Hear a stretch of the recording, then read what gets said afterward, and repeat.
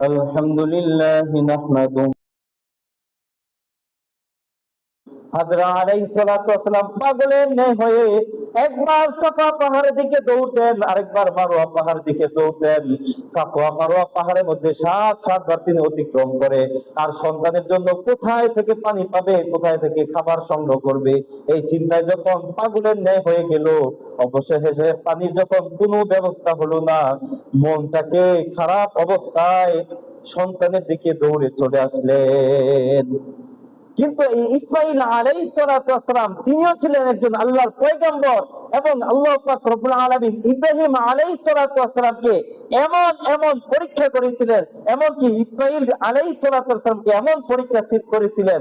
ইসমাঈল আলাইহিস সালাতু ওয়াস সালাম তিনি ছিলেন ইব্রাহিমের সন্তান এবং তিনিও ছিলেন একজন নবী।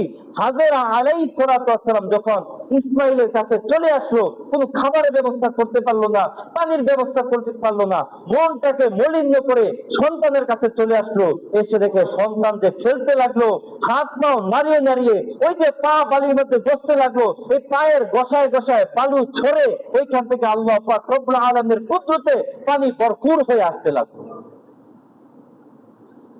হাজেরা আলাইহিস সালাতু ওয়াস সালাম এই পানি দেখে খুশিতে আল্লাহ পাক রব্বুল আলামিনের কাছে সন্তুষ্ট অর্জন করলেন এবং দৌড়ে চতুর্দিক থেকে পাথর পানি দিয়ে ওই পানির চতুর্দিকে বেড়িবাঁধ দিয়ে দিলেন, যাতে করে পানি না যেতে পারে।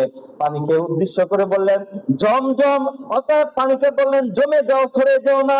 ওইখান থেকে আল্লাহ পাক রব্বুল আলামিনের নির্দেশে ওই কূপের নাম হয়ে গেল জমজম কূপের পানি।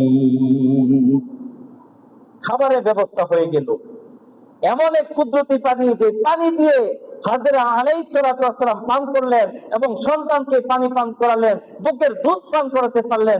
এইভাবে যখন দিন কাটতে লাগলো, শুধু পানি খাবার ছিল এমনি ভাবে যখন দিন কাটতে লাগলো, হঠাৎ কিছুদিন পর একদল মুসাফির তারা এই পথ দিয়ে অতিক্রম করতে লাগলো। তাদের অবস্থা এমন ছিল যে তাদেরও খাবার পানি শেষ হয়ে গেছে, যে উট ছিল সঙ্গে অথবা যে গবাদি পশু ছিল তারা পানির পিপাসায় একদম ক্লান্ত হয়ে পড়েছিল, তাদের চলার মতো কোনো ব্যবস্থা ছিল না। এই পথ দিয়ে যখন ওই বণিক দল আসতে লাগলো, এসে দেখলো যে একজন নারী তার দুধের সন্তানকে বুকের মধ্যে আঁকড়ে ধরে একটি পানির পুকুরের সামনে বসে আছে। ওই বণিক দল এসে পূর্বে তারা এই পথ দিয়ে অতিক্রম করেছিল, কিন্তু এর পূর্বে কখনো এই জায়গায় পানির কোনো ব্যবস্থা দেখে নাই। এসে যখন জিজ্ঞেস করলো যে আপনি কে, আর এই পানি কোথায় থেকে, এমন দুধের বাচ্চাকে বুকে নিয়ে এখানে বসে আছেন, সমস্ত কাহিনী যখন বিস্তারিত ভাবে বললেন,